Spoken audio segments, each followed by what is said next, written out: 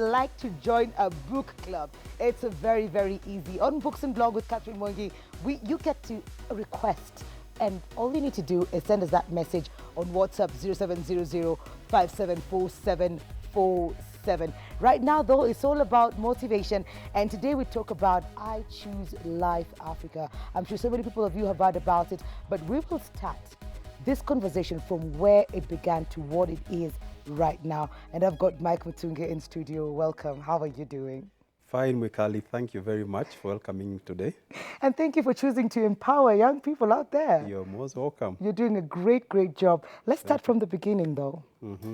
I Choose Life Africa. How did you become part of this amazing initiative from a personal level? Why the need to do this?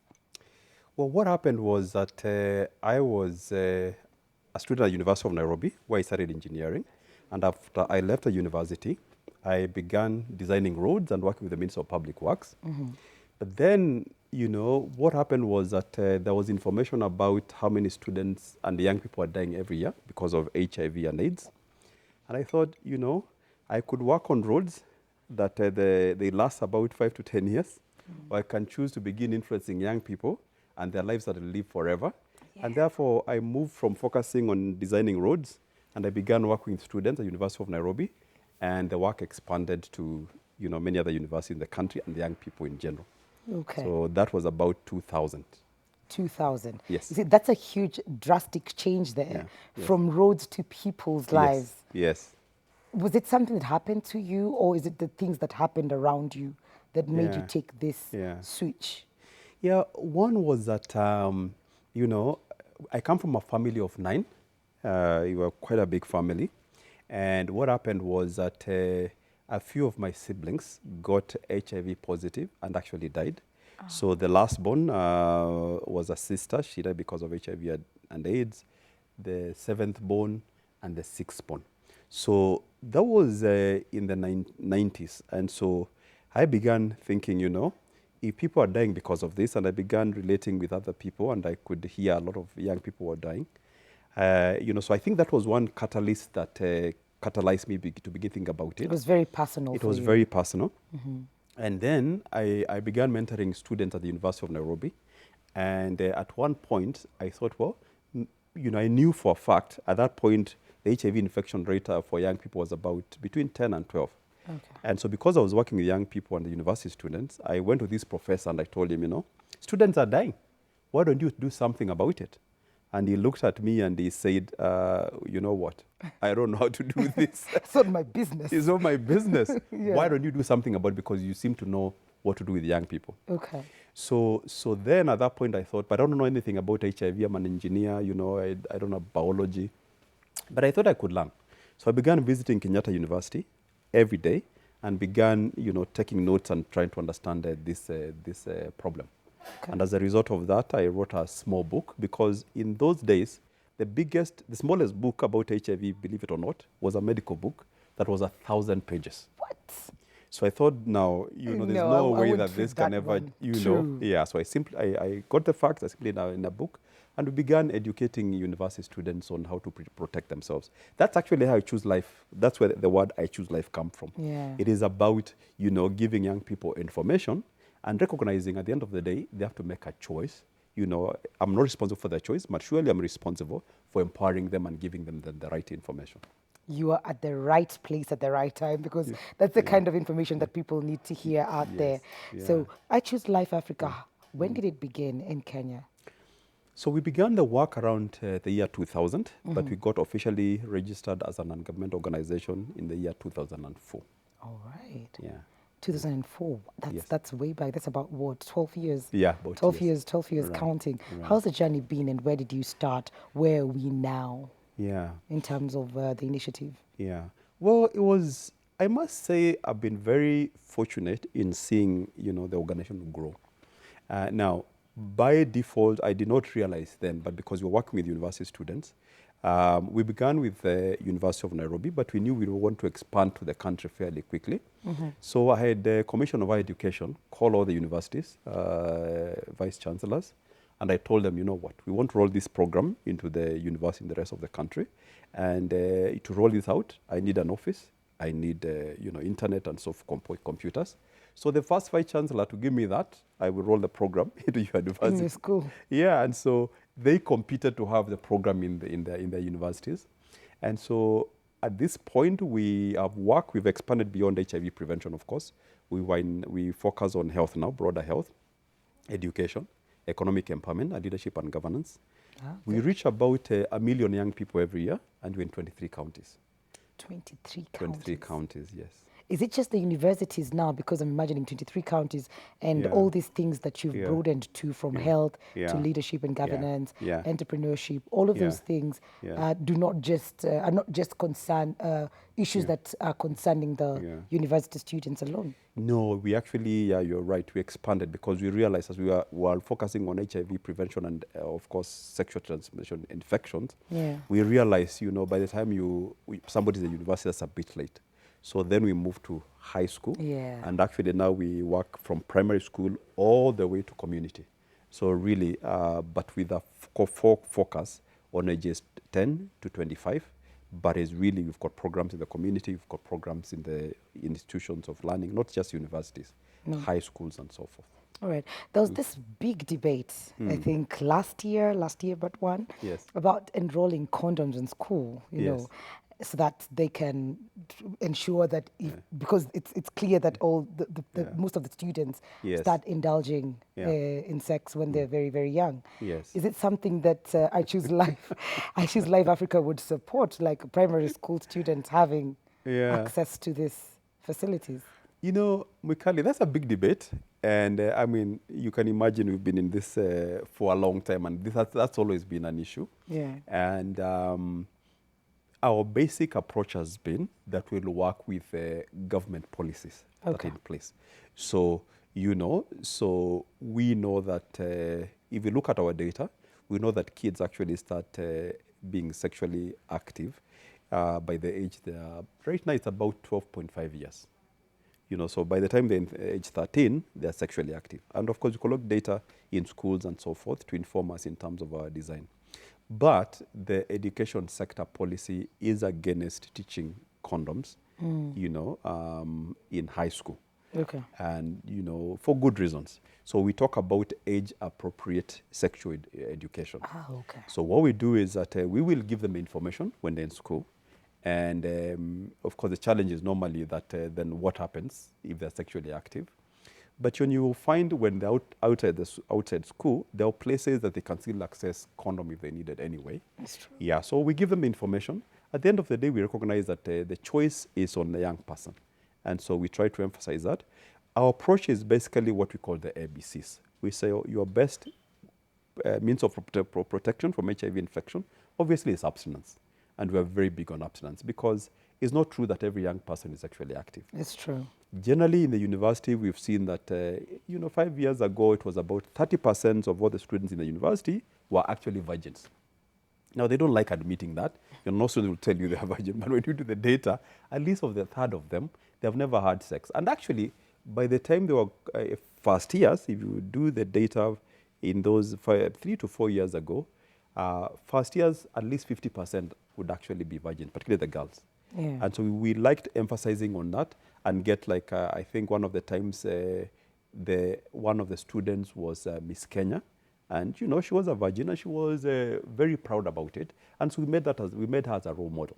Okay. But then, we also say that there are also those that are sexually active. And so what you do is that then you inform them in terms of how they can protect themselves from infection. Okay. Yeah.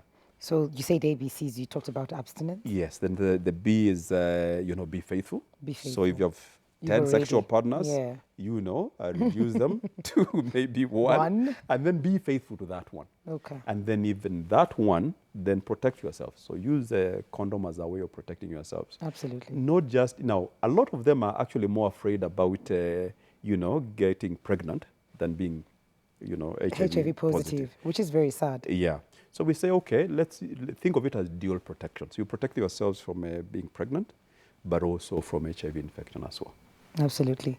And I'm thinking 23 counties, you have a team. And of course, Yes. if you come to my county, there's no Yeah. way probably our community will be welcoming you. You need to Yes. know how Yeah. we communicate. So how do Yes. you go about, Yeah. enrolling or getting people Yeah. to help you pass across these messages to the Yeah. young people out there? Yeah. So, the country actually has got very good mechanisms for, penetrating communities. And so because we're in health, one of the strategies that healthcare system in Kenya has is what you call the community health strategy. And the community health strategy, you may not be aware about this, but according to health policy, you're supposed to have community health workers in every community. Okay. And there's a community health worker responsible for 20 households. It's between 20 and 100. So if you go to your village, there's supposed to be a community health worker responsible for at least 20 households, and they have numbered them, house number 1 all the way to house number 20, sometimes to 100. And they collect data every month from those households. They feed into the national government system. And also, if they educate them in basic health care, and also collect data that feeds into the national system. So that system is there, and sometimes doesn't work for many different reasons. But we work with that, we strengthen that, and that helps us to get inroads into the community. Okay, let's talk about the other projects that you are in that are transforming Yeah. our country, Kenya. Yeah. Okay, so I'd like to talk about one particular one, and I would like to begin by sharing a story. This a story of a girl called Naisula. Now, that's not her real name, but And it's reminds you actually that one was in our program, but we're very proud about that too. Yeah. In the university. Okay. But this girl, they call her Naisula, and so she was a house help. And she'd been a house help, she did exams, I think was primary school, and she passed. But the parents said, you know what, Naisula, we don't have money to send you to high school. Okay. We've already talked to a relative so that you can be a house help in Nairobi. And so they packed her bags, and she was sent to Nairobi to be a house help. She was a house help for 5 years. Then one day she was watching a program on one of the media houses, and she saw a program being talked about in media. And there was a contact there. So she called our program. And soon enough, we took her up. We took her back to school. Wow. And, we put her in our program, and we've been paying school fees for her for the last, several years. Now, believe it or not, she was one of the best performing student in the school. Goodness. And she talks about this story about how now she actually wants to be a journalist. Welcome, Naisula, welcome. She wants to be a journalist. Yeah. But believe it or not, just the girls, now this particular program is called the Girl Education Challenge, and it's funded by DFID. And this program, we work in 3 counties. Yeah, there. Yeah. We work in 3 counties, in Laikipia, Mombasa, and Meru. And we're working with 10,000 girls, helping them to give them, life chances, so that even from Form 1, we would like you to go to Form 2, even Form 2. So progressively, making sure that you get every chance to succeed. Now, out of the 10,000, 500 of them were girls who got pregnant, they got babies, and they dropped out of school. Now, we have been able to take them back to school, and almost all the 500 girls are among the top 10 girls in class as we speak. Wow. Yeah. And so, I think that is an amazing, it's an amazing... That's transforming people's lives quite literally. Yes. 10,000 girls. 10,000 girls, yeah.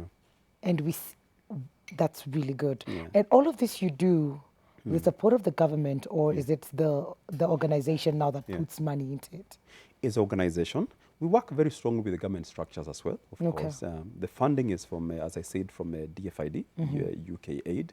But, we are very proud to work very closely with the government because, government play a very central role in the program as well.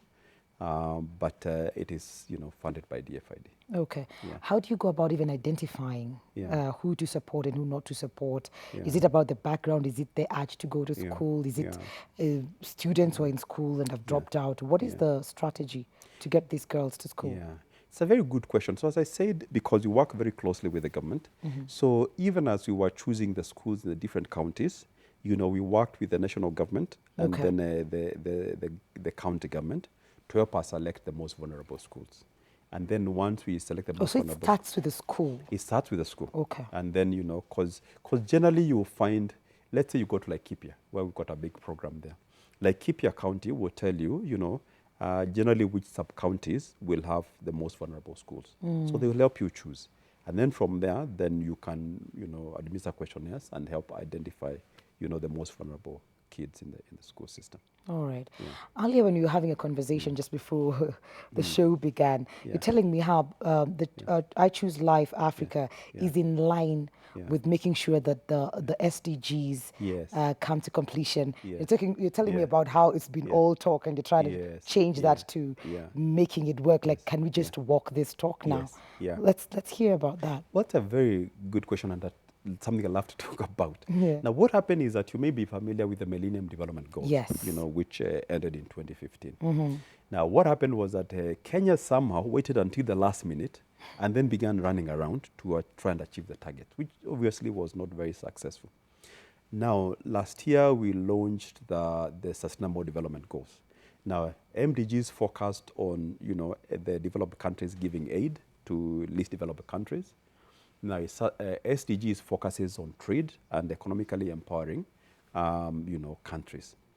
And so, as an organization, we thought that would be the most sustainable way of trying to drive this conversation faster in helping Kenya achieve SDGs. Okay. So, one of our focus right now is mobilizing, you know, working together with the government, working, you know, the UN agencies, development partners, the industry, and the academia. Is a development approach we call the quadra helix, where we try to bring all those four actors. The quadra means four, you know, the government, academia, industry, and the civil society. So we come together towards accelerating development around a county or a country. So right now we're having this discussion. As a matter of fact, we are, you know, and we've formed a steering committee that is chaired by the Deputy President's office, and that brings together the different government offices. Okay. And as I said, the UN are part of this. So we have a conference in February. We call it the Triple Helix Summit. That's going to be in Nairobi. And the Triple Helix is a development model that's used in Europe a lot. And they have annual conferences every year. This year it was in Germany, which we attended. But Mwikali, believe it or not, they have never had a conference in Africa. Never. Never. So the first one is going to be here.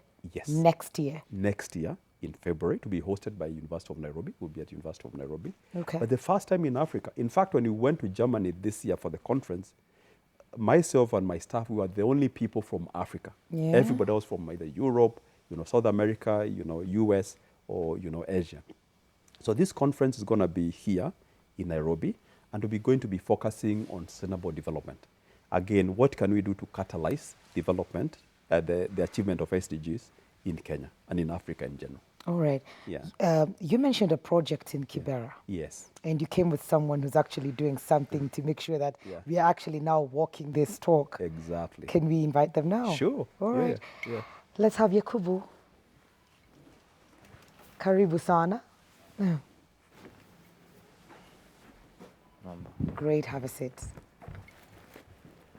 So, Yakubu, welcome. Karibu chai. So let's talk about the project that's happening in Kibera and what part or role you're playing in ensuring that the SDGs are not just a conversation we'll keep having. Okay, things that are running around Kibera is to give youths, to give them motivated and nurturing their talent, and make sure that the ones who want to go to school, they go to schools. You know, as in, you won't help everyone, but there are the ones that you can help. So me and Choose Africa, we are trying to bring things for motivating my age mates, because most of my age mates, they are like turning from guns and drugs. Wanapotelea kwa mtaa. Yeah, wanapotelea kwa mtaa, mambo ya drugs, vitu kaa hizo, unaona. So Choose Life walikam wakanipatia support fulani pale mtaani. Kuna maprojects wamekuwa wakifanya ambapo pia sasa kuna marathon tunafanya mtaani inajiita Kimbia Kibra. Kimbia Kibra for kesho. Sorry? Kimbia Kibra for kesho. Okay. Yeah, is a marathon. Na itafandiwa na Choose Africa. I choose life. I choose life Africa. I choose life Africa. Yeah, okay. I choose life Africa. Hivyo ndio mnaitanga mtaani, choose Africa. Sisi tunaweza mambo ya shortcut. Mtaani tunaweza mambo na shortcuts unajua. So ni choose Africa tukiendeleaga. I choose life. Okay, I choose life. Last year tulifanya, ilikuwa so successful, but haikufika hiyo claimants tunataka. So this year tuko happy, tunajua watatupatia hiyo backup yenye tunataka tuifanye hiyo success. Okay. Last year tulifanya, as in ndo tulichanga, tulibaya mait fulani ambapo walikuwa wametagatiwa na gava sana. Kwa sababu ile crime walikuwa wanafanya. As in walikuwa na get hiyo walikuwa wanajiita Gaza, group ya Gaza. Wamekuwa maboy wamekuwa kushitiwa tu hapo hivyo sana. Upande mwingine hatuwezi blame gava. Na tusablame tu community, tutajiblame si wenyewe. Juu gava ni mimi, wale wengine ile ni uniform na ni crown nafanya kazi yake. So mimi pale community ni kazi gani nimekuwa nikifanya? Hakuna. Ndio tukawa kama na hiyo marathon tukaona sisi tunajisaidia si wenyewe. Kwa hivyo Mike, the idea ya marathon was not I choose life's idea. It was yes. Ilikuwa idea yenu, Yes. wakakuja wakawapatia support. Yeah. Good stuff. Because tulipata as in tuko na solutions zetu wenyewe. Unaona? Hakuna msee anaweza kama atusaidie vile tunataka, because utapata most of NGOs wao kamigiwa wanaambia aje tumebuild chondo hii. Na hiyo chondo ilikuwa as in Hiyo si shida yenu sana. So sisi kuna shida zetu wenyewe. Kama bad boy mtaani kuna wale tunajua hao ni bad boy. Na huyo bad boy kana kumwambia uchange, atakwambia sawa mimi nimekubali kuchange. Alafu nikichange nitakula. Sasa unapo hakuna kitu tunaweza mwambia. So tukawa tunaweza fanya nini, tulikuwa tuna get do isaidie hizo ma groups. Okay. Kanza kuna sasa kuna jita Kibralindi za matatu sako. Yeah. Hiyo ni matatu sako. Ndio tukaanzisha. Baada ya kuanzisha tukachukua wale mabad boy wote walikuwa mtaani, tukaweka hapo hivyo na wakakubali. Wakakubali. Madereva na makanga. So crime karudi chini kiasi. So Gaza ikakuwa as in hiyo matatu haiwezi beba mayutu wote wa mtaani, unaona. Tukaona nini tunaweza fanya tena nyingine. Tukaona wacha kama tuna idea marathon. Tukapiga marathon ya kwanza. Ndio tunachanga tukabaya group mbili tofauti, mashine ya kaosh. Juu hiyo ndio tulisema wanataka mashine za kaosh na projector kwa hapo. Msee akikuja hapo kuwajengea choo nafaa kuwa na conversation na nyinyi so that they understand this is not what they need. This will not reduce the crime. It will not create a job opportunity for most people. So those are the type of conversations that you have with them. Yes. Mike? That's exactly right. You see a lot of people come with prescribed solutions to the community. And, they assume that this is really the community issues.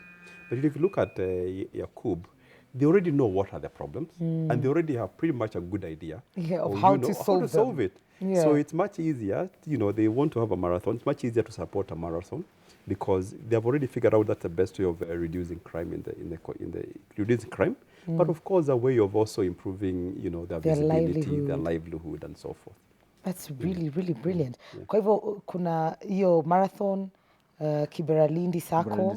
Kuna timu ya ball inajiita Dream Sport Academy. Imebeba mayouth wote around Nairobi. Wale wenye wako na talent. Sahii maybe sometimes next month tunapeleka maboy wawili trials Mamelodi Sundowns South Africa. Alafu kuna wawili wanafaa kwenda St. Etienne's.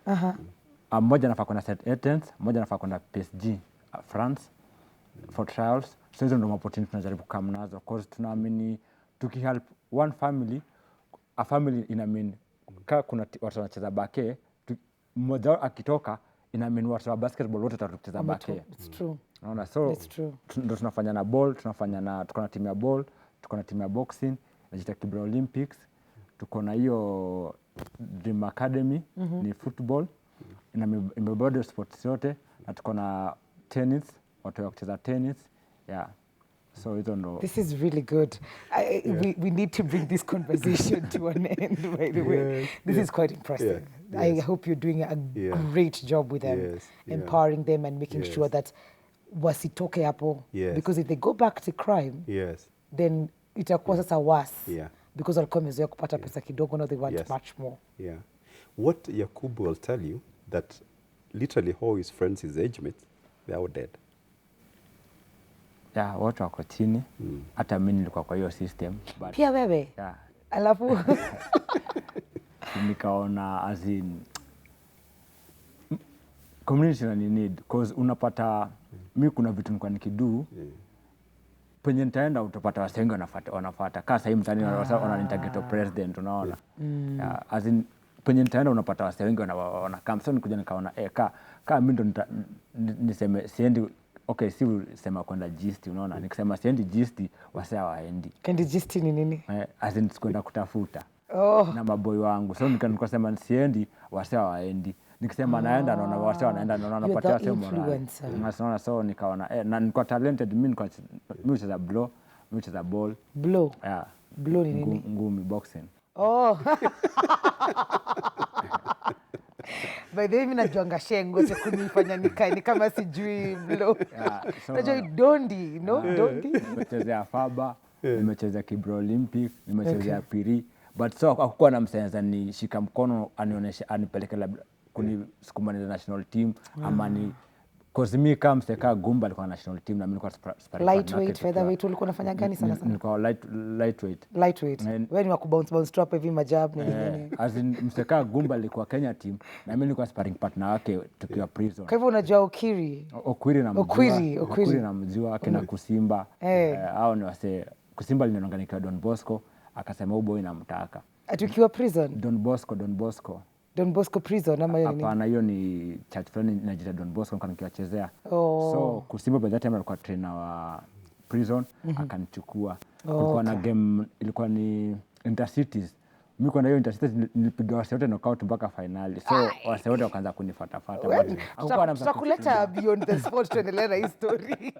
Final words, Mike, as we come to the end of this conversation. Empowerment, contact, the youth out there need you in a large way.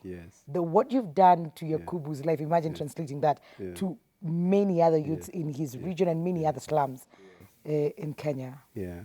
So my final word would be, I think a lot of people focus on programs, but we seek to focus on transforming young people. And what I try to do is that in every county to have 200 young people who are changers, change agents. And so, is working with young people, empowering them, giving them the resources and whatever they need to succeed. Absolutely. So, but what I would say is that we have this conference now. It's the summit in February. Are we invited as Life and Style? You are very much invited. Thank you. You are very much invited. All right. And so, would like to talk with the rest of the country because, at the end of the day, we have a very good sustainable development vision of our world and what we would like it to be. So we'd like to invite everybody in this conversation in February 20th to 22nd. 20th is my birthday, so that's why we put it on 20th. Okay, happy. Well, we'll tell you then. So you're most welcome. And let's change this country. Let's change this Africa. Let's change the world together. Absolutely. Because there's potential to do that. Okay. Yes. Social media platforms, our website probably. Yes. So for I Choose Life Africa. I Choose Life Africa. Our website is www.ichooselife.or.ke. That's the organizational website. All right. Yes. Social media, alafu motivation kwa youth wote wako nje wenye wana indulge na vitu zingine zenye gisti, wako kwa gisti, watoke. I'm trying to use that word mara mingi kwa sababu nimeland sahi. Motivation kwa youth huko nje. Okay, mimi naweza ambia youth jiamini, hakuna kitu hard in life. Hakuna msalitaliwa nayo. Mseni ujiamini, juka mimi nilipoacha hizo mambo zote nilienda nikaanza kuuza makaa. Nilijifunga for 2 years. Niliamua nivae overall for 2 years. Sasa akasema Yakubu amechapa nini, but mimi nilijua nafanya nini for that 2 years. Nika save do, nikaacha busy ya makaa, nikaanza kufanya busy ya makaa, nikaacha boy fulani. So mimi naambia maboy hapo hivyo nje wajiamini, waache crime I pay. Crime I pay. na huwa na siku yake, hata uwe mjanja aje lazima utakuja 40 days itafika. ama uende ndani, na ukienda ndani hiyo ni kurejuma kimaisha, utakuja upate wasali piga step penye ulikuwa unafaa wasasha kutoka. As in to learn from our elders. We usaila mpia buda wako ati kusema buda wako kutafutia. Juu buda wako kutafutia, we mtoi wako umemtafutia nini? So mimi nitaambia tu mambo hapo hivyo nje. Jamaa tujiamini. Hakuna mtu hawezi, kila mtu anaweza. Si kweli? Hiyo ni kweli kabisa. So uko social media nini? Facebook? Niko Facebook najiita Yakub. Ukienda Dream Academy ni www.dreamsportacademy.com. Marathon next inakuja when? Ni 3rd December. 3rd December ndio kuna marathon ya Kibera. Kibra for Kesho. Kibra for Kesho. Run for education, run for change. Good, that's really nice. Thank you so much, Mike. Thank you so much, Yakub. Yes. It's been amazing. It's been very powerful. It's been empowering. You've heard from Yakub and Mike. You can change your life. It's possible to live the life of crime and live a straight life. Jifungie, venye Yakub amesema, tafadhali jifungie. Make sure that you know what you want. And if you need help, Mike has given you the contacts. Get in touch and get help. Remember our social media platforms, KTN Life and Style on Facebook, KTN Life_Style on Twitter and Instagram. SMS is 22840. The WhatsApp number is 0700574747. We are going on a very short break. When we come back, Catherine Mwangi with Books and Blogs. So when I dig into your website archives, I will not see anything trashy about. It's just factual. When you say something, I say something as well. And then it doesn't have to be negative. There are different angles of covering even a negative story. So we will tell it in a very different way.